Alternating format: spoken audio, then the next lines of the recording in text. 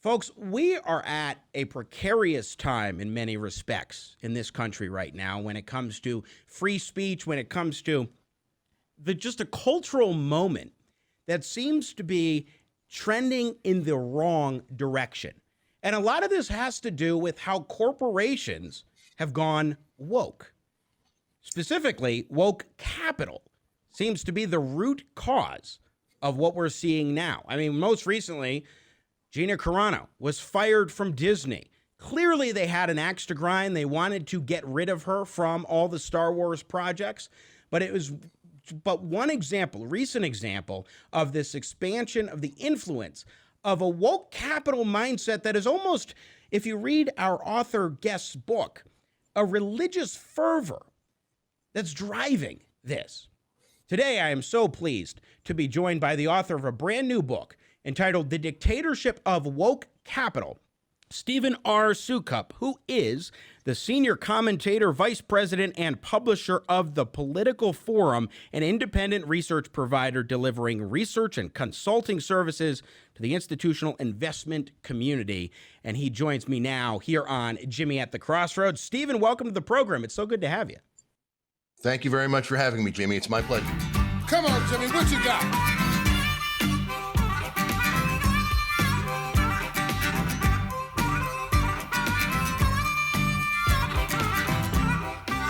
You know, I was fascinated reading your book because you took a direction that I wasn't exactly expecting, and it was a very interesting read. You include a lot of sort of philosophical points talking about political philosophers, not just American philosophers. You go out to Germany and so forth. And of course, you're talking about a cultural moment in your timing.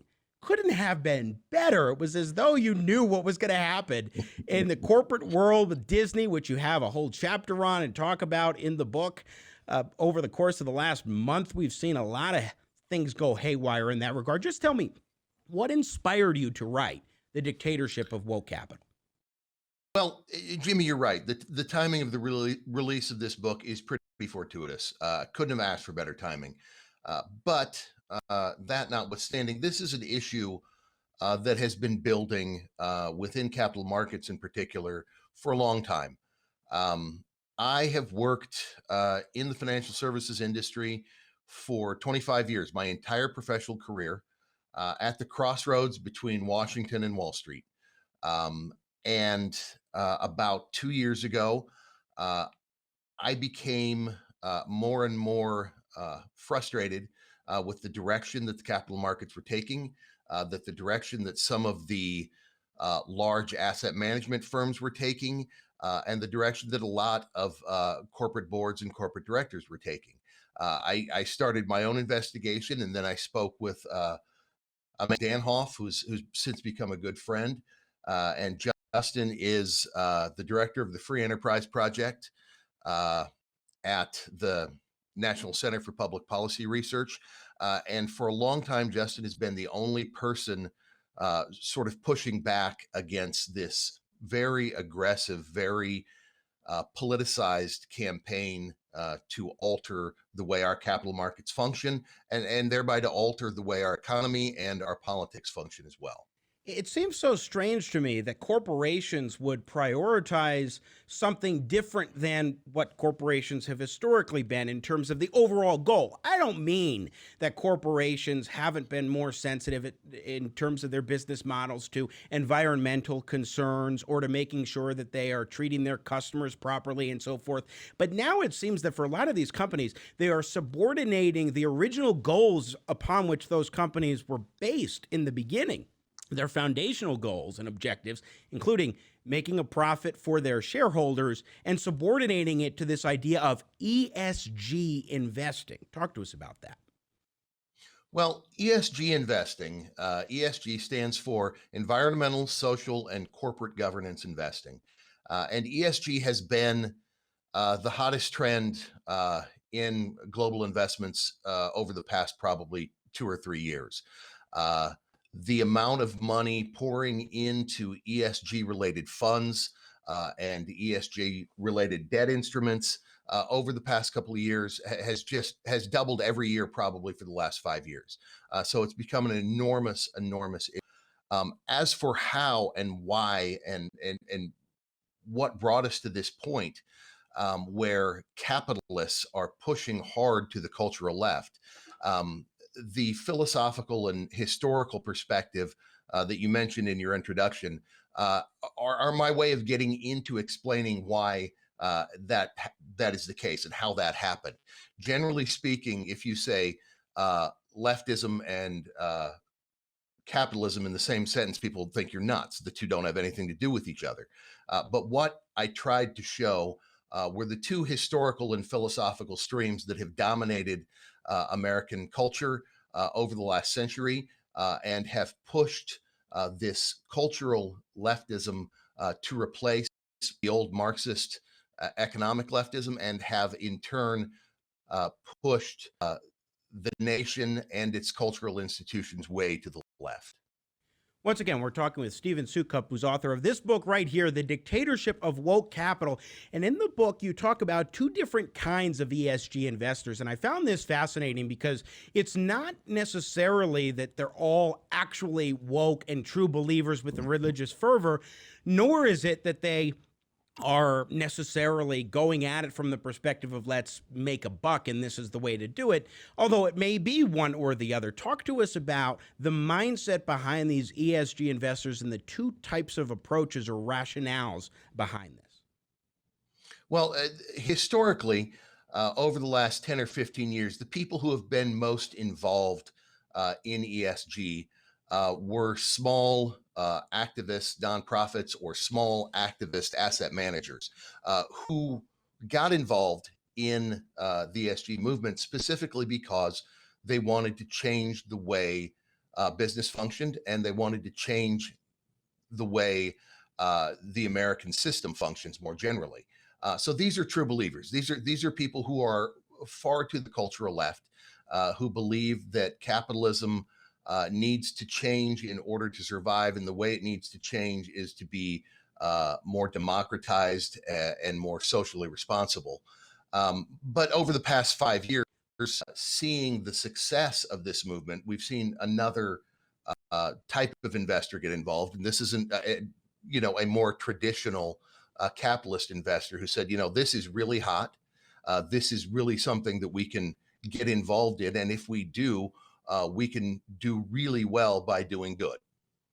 So when we talk about ESG investing and the approach here that is growing in dominance, one of the things that you discuss in the book really struck me as being comparable to the leftist idea of let's use government to achieve social ends. That is, let's change society through government power and do it to the best of our ability, even if it is in opposition to where people are at in a cultural moment. That is to say, you don't have to follow just the will of the voters.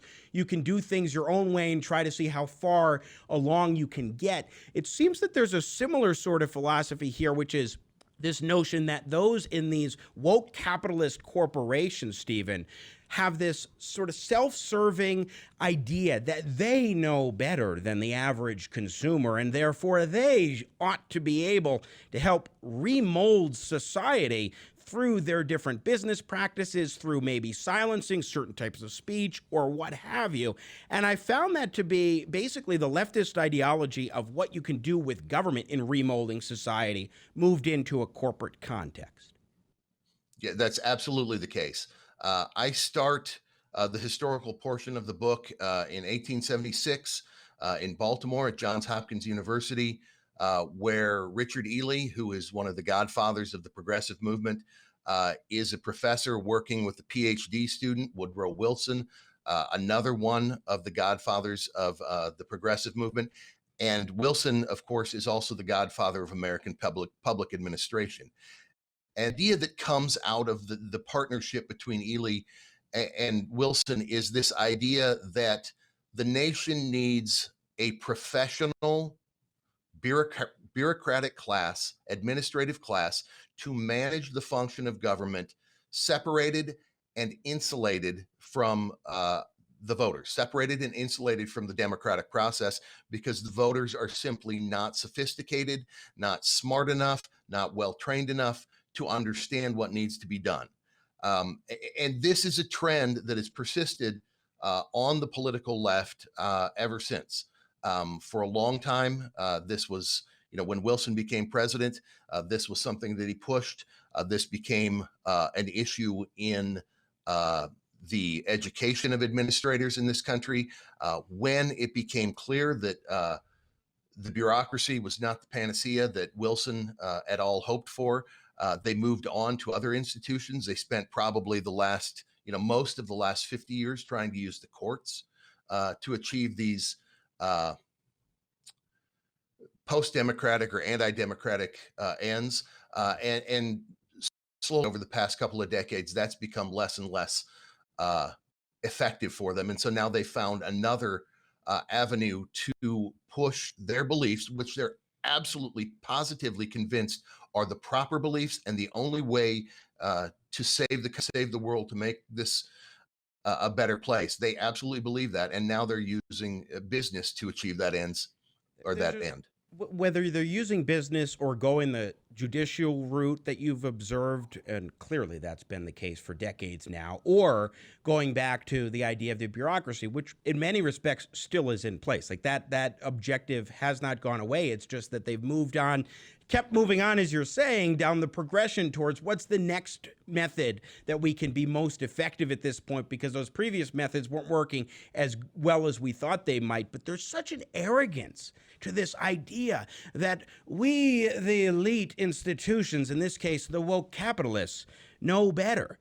And that philosophy of we know better, so let us do it, I think leads to social ruin. And clearly it can result in much more discord within our society, Stephen. Yeah, that's absolutely the case.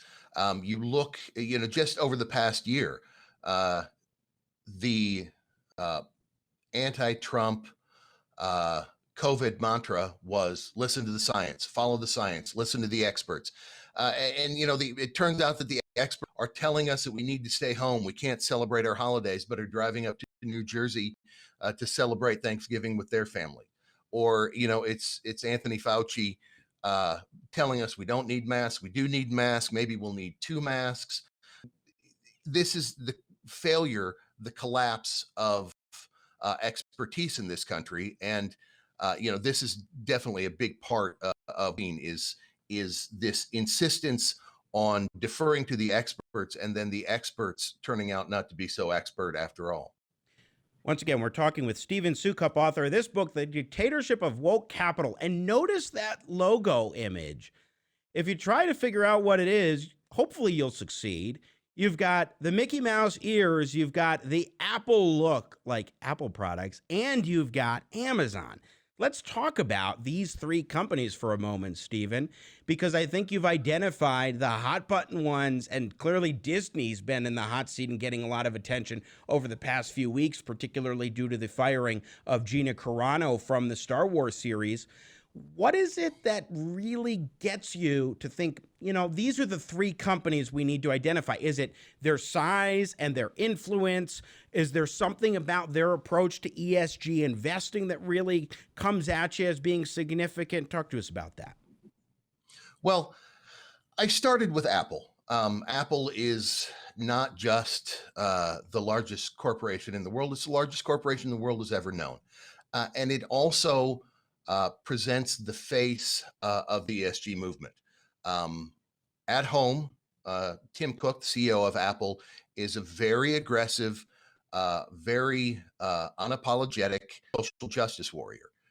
He writes about social justice. He uses his own money to support social justice. He uses the company's money to support social justice. He's active and very involved in this.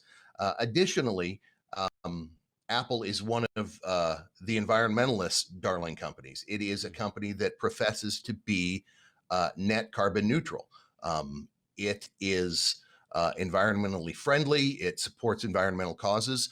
And as I said, it's leading the way in environmental practices. So I wanted to start with Apple, in part because I knew that public image is not quite what it seems, that once you make the trip across the Pacific Ocean to the People's Republic of China, that you see that they're The public image in the United States is not necessarily the image of Apple in China.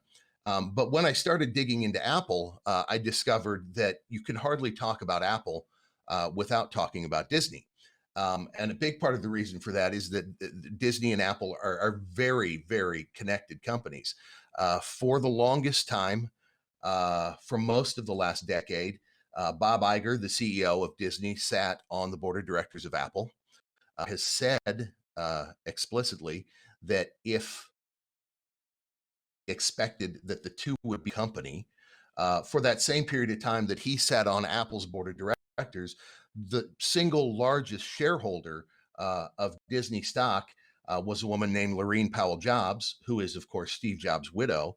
And the two companies have, in fact, sort of made parallel bets on their future using the People's Republic of China as the major engine of their economic success forward.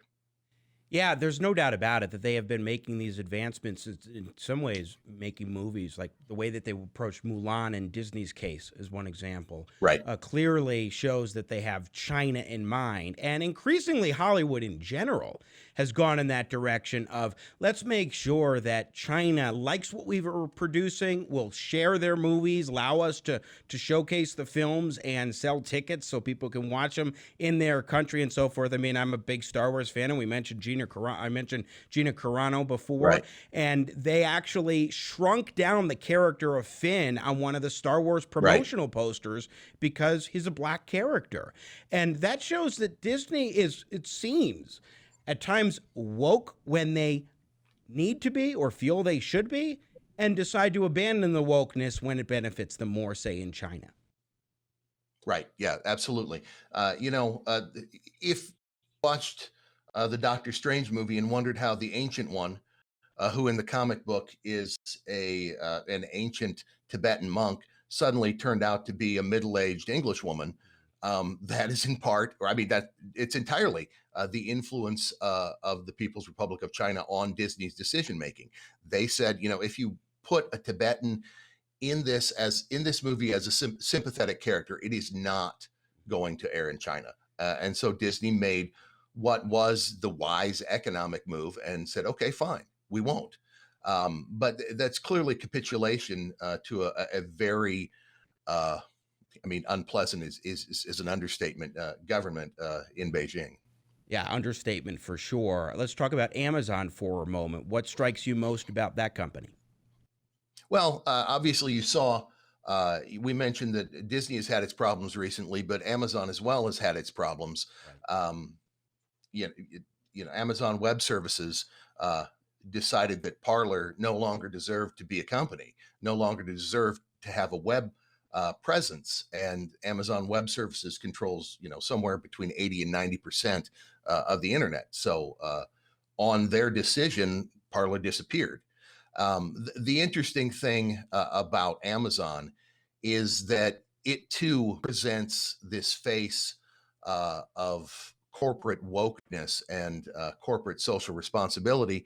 But again, it under the surface, it's not quite the company that Jeff Bezos would like you to believe. Once again, we're talking with Stephen R. Soukup. He is the author of this book, The Dictatorship of Woke Capital. I want to ask you about the disservice to investors that I think these companies do when they prioritize this notion of ESG investing or the woke capitalist mindset over providing the quality service that they should for customers, but also in particular, I mean, frankly, the goal of a corporation is to make sure that they are serving the desires, interests, needs, profit of their shareholders. Aren't they doing a disservice to investors as well as to their customers when they focus so much on this kind of woke mindset, Stephen? Yeah, I think that's absolutely the case. They're doing a disservice to their customers. They're doing a disservice to investors. And frankly, they're doing a disservice to the nation and to the world, more specific or more generally. Um, Recent research has shown that most of the new filed for advances in clean energy the type of thing that we're going to need in the future if we decide that we do, in fact, need to decarbonize. Those patents are being filed almost entirely by traditional energy companies, by the fossil fuel companies, by the companies that these businesses, these asset managers, and they're trying to decapitalize and trying to put out of business. So, if in fact their goal is to advance decarbonization and to make it more technologically and politically palatable, they're slitting their own throat. This is a mistake. And as you say, this it starts from the top all the way down to the bottom. They're doing a disservice to a great number of constituencies. One thing you talk about a lot in the book, Stephen, is this idea that the woke capitalists have begun to overstep. What do you mean by that? And in what ways have they gone about overstepping that maybe has caused some problems or challenges for them moving forward with this mindset? And do you think that the fact that they've overstepped can help those of us who want to combat woke capitalism? Well, the first indication that they had overstepped and they were a little too overconfident probably came 2 years ago when the state of Georgia, the elected representatives of the people in a center-right state, passed, and the elected governor in a center-right state signed a fetal heartbeat bill, and a lot of these woke corporations. And particularly the entertainment industry led by Disney, decided that they couldn't tolerate that. They could not tolerate a enacting the will of its people in contravention to their political beliefs. And so what these companies did was they said, if you do not change, if you go ahead and go forward with this, we don't think we can continue to do business in Georgia. Georgia has spent the last 2 decades cultivating a relationship with entertainment companies. Nearly 100,000 Georgians, average everyday Georgians, not Hollywood stars, not anybody from the West Coast, just average Georgians, earn their living because of jobs in the entertainment industry. So Bob Iger decides that he doesn't like this abortion bill. And he says, I don't think we're going to be able to do business there. And he's literally threatening the livelihood of 100,000 Georgians because of his political beliefs. And that didn't sit very well with a number of high profile national legislators, particularly Tom Cotton, the Senator, who railed against Disney, who railed against the entertainment industry, and who railed against this dictatorship of woke capital on the Senate floor. Once again, we're talking with Stephen Soukup, who is the author of The Dictatorship of Woke Capital, new book. Be sure to check it out. It is a fascinating read. He's also the senior commentator, vice president, and publisher of The Political Forum. Stephen, one thing that, of course, you cannot have a conversation about woke capital and what's happening in the corporate world without incorporating the question of how come we've gotten this far where there are corporations who are prioritizing things that you would think are completely antithetical to the very idea of a corporation in terms of this notion of let's make ESG investing the guiding point for how we conduct our activities. You talk about how the market hasn't been able to self-correct this issue due to its size and its scope. Talk to us about that, because we need to dive into what we can do about this in terms of solutions. Well, when I talk about the size and the scope of the problem, I have in mind three companies in particular, and they are the three largest passive asset management firms in the country. They're BlackRock, which is the largest asset management firm in the world, which controls some $9 trillion in assets. We're talking about Vanguard, which controls some $7 trillion in assets. And we're talking about State Street, which has about 5 trillion. So combined, they have about 20 to 21 trillion dollars in assets under management. And that translates into roughly 25 to 28, 30% of every share, or 25 to 28% of all shares of every single company on the S&P 500, for example, which means that they have an enormous enormous amount of leverage if they decide to act in unison. Now, for years, they've all said, don't worry about it. We have different investment philosophies. We have different investment goals. This is not something that you need to worry about.